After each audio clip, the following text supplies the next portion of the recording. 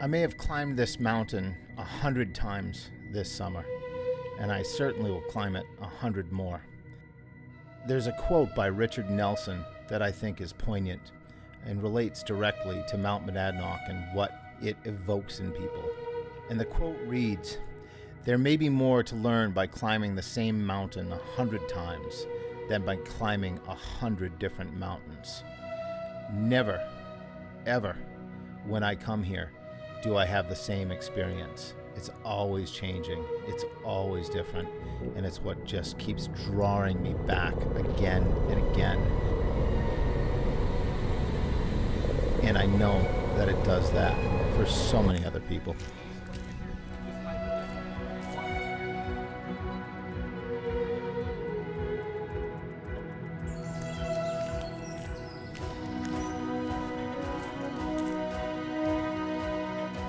There are many different paths to the peak of Monadnock. Today, we're going to explore the White Dot, which is Monadnock's most climbed trail.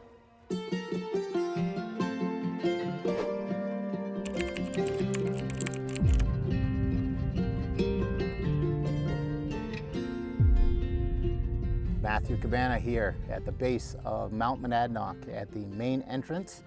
This mountain has been the passion of so many people. Folks like Ralph Waldo Emerson, who brought his friend Henry David Thoreau here, painters like Thayer, authors and writers like Mark Twain. This mountain's been doing it for centuries, and it still does it today. It invokes passion in people, and hopefully we can impart some of that to you this afternoon.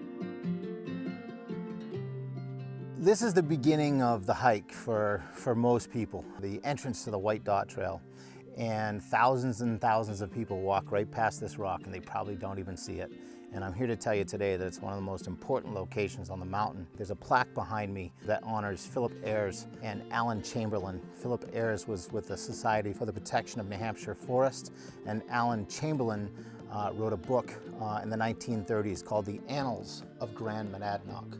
And if not for these two gentlemen behind me, the mountain may not look the way it does today. It might have been developed, and it certainly wouldn't have been documented and protected. So to Alan Chamberlain and Philip Ayres, thank you for giving us what we get to enjoy today. The White Dot Trail is Monadnock's most popular route and gives you a taste of all aspects of the mountain. At 3.7 miles round trip, it is rated as moderate and starts with a hike through the forest up a steady incline. It includes rock scrambles, multiple view locations at the halfway point, and some pretty significant inclines. Most people will leave the mountain feeling challenged. Weather conditions can change from the top to the bottom, so be prepared with multiple layers of clothing and the proper footwear. Be sure to pack a snack and plenty of water. So we made it to the top of Mount Monadnock, and we've actually come over the top from the White Dot Trail. And what we're looking at over my shoulder here is the Pumpelly Ridge, which is the longest trail on the mountain, 4.5 miles. And it never fails. We were just sitting at the top, and the same thing happens to me all the time. I watch the people coming up the mountain, and I see two looks. The first look that they have is relief. Relief that they made it to the top of the mountain. And then what happens is satisfaction. And they'll just sit up here and enjoy the view of the surrounding hills and lakes. And for me, there's no better place on earth. This is truly heaven on earth.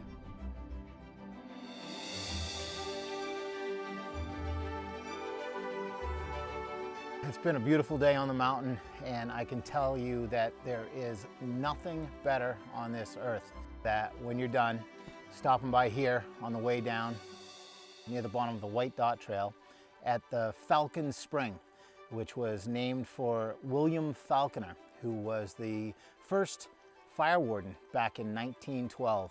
If you ask me, this is the best tasting water on the planet. And yes, it's perfectly safe to drink. So on your way down, take a moment, relax, reflect on your day here at Falcon Springs. I hope you've enjoyed our first day on the mountain. Check back with us soon and subscribe to our YouTube channel. Follow us on Instagram and Facebook. And on our next episode, we're going to take you up to the Halfway House Trail and introduce you to some more of the history that involves Emerson and Twain and Thoreau. This is only the beginning. We're going to show you not only this mountain, but all of the cool things in this region that are fun to explore.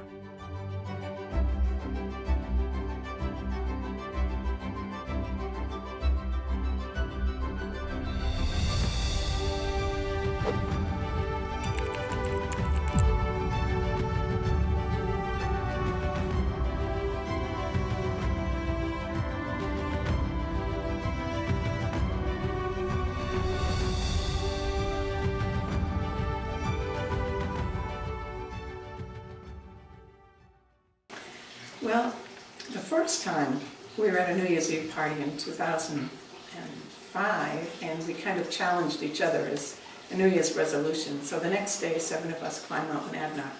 And then in February, we decided, well, let's try it again. So we did. And then in March, of course, we wanted to go again. And then by April, we were hooked. So we were going every single month. In November of that year, I was diagnosed with lymphoma. So then I was really wanting to climb Mount Monadnock every month, and that was my judge of my good health. And I would go into my oncologist every other week, and he would want to do this test and that test, and I would say, I'm healthy. I climbed Mount Monadnock this month, I'm healthy. And that's what really kept me going through all those years. Monadnock is so close and yet so far away. It takes us about 40 minutes to get there. It takes a couple of hours to climb up, a couple hours to climb down, 40 minutes back, so it takes about a half day in all. It still has its challenges. We've hit extreme heat, extreme cold, extreme winds up there. When we get to the top, you're just on top of the world. You can see Boston and Quabbin, and some days Mount Washington. And I see Mount Monadnock at the end of my street. I see it on my way to work in the morning, on my way home, and it just keeps on calling my name every month. I just love Monadnock. When I pull into the parking lot, it's like going home. And I feel comfortable on the trails. I love the back trails. I love to get to the top and look around and see what the visibility is and how far we can see in each direction and try to identify all the other mountains from up there. And I just get a great feeling of accomplishment after climbing Monadnock.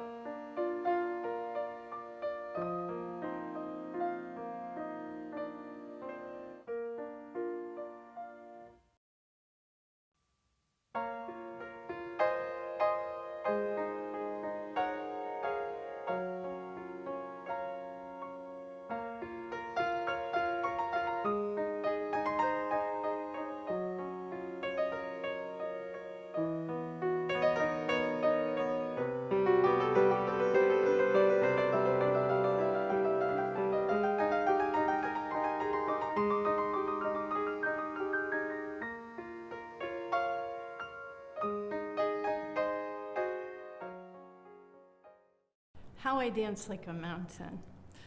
Well, that is my philosophy as an artist working in a natural setting, which happens to be the summit of Mount Monadnock. It has taught me all my life lessons about enduring hardship, going against the odds and reaching a goal. And those are the metaphorical lessons, but as a performing artist in a harsh, often harsh environment, it's taught me so many other things as well.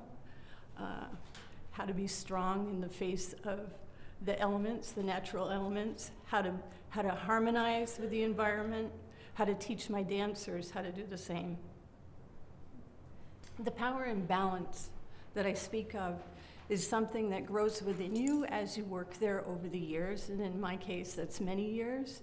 It becomes a very deep and abiding trust and respect for that space and for that place and for the entire landscape that becomes the dancer's stage. And in that, you develop a deep relationship with it on a spiritual level, on a physical level, and on a psychological level. It's a trusting give and take, and it really feels quite like a dialogue.